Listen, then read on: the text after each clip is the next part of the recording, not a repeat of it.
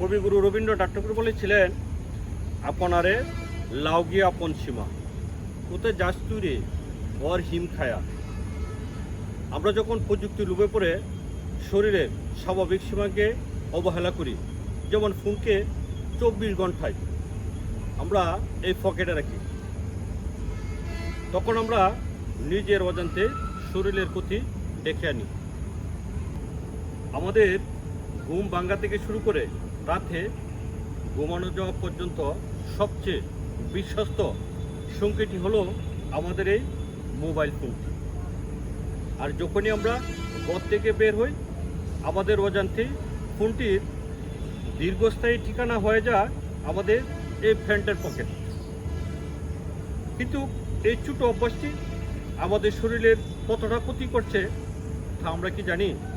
আজকে এই সম্পর্কে আপনাদের সামনে তুলে ধরব।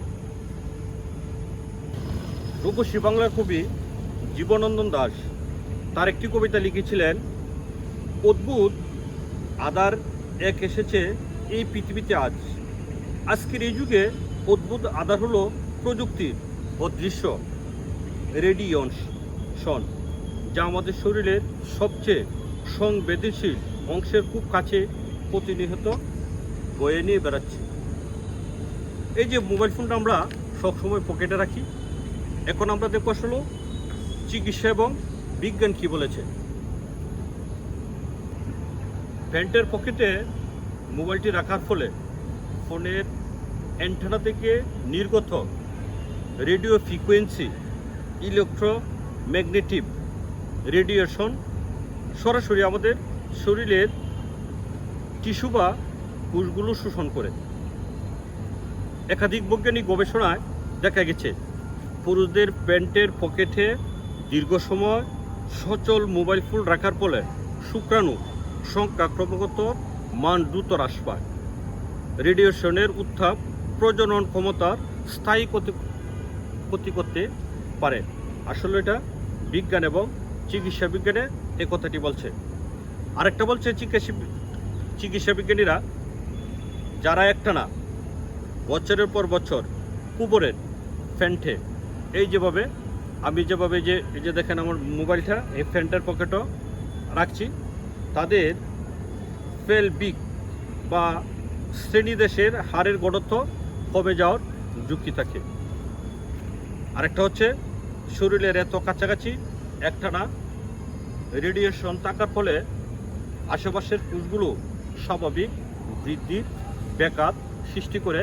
এই যে ফোনটি, যার আমরা দীর্ঘ সময় আমাদের এই সেলফোনটি আমরা পকেটে রাখি।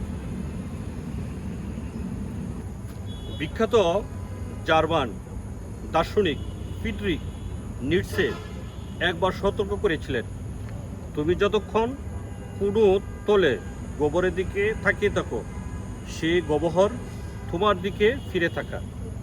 আজকের মোবাইল ফোনটির ক্ষেত্রে এটাই সত্য।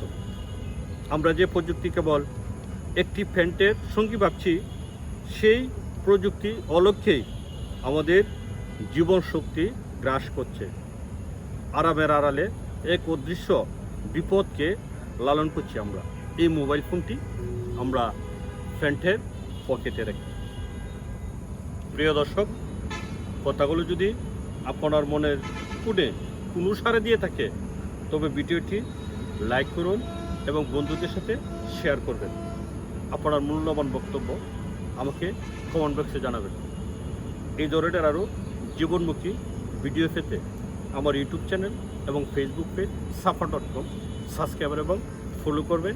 এই আশা আমি সবসময় আপনাদের কাছে রাখি। আল্লাহ হাফেজ।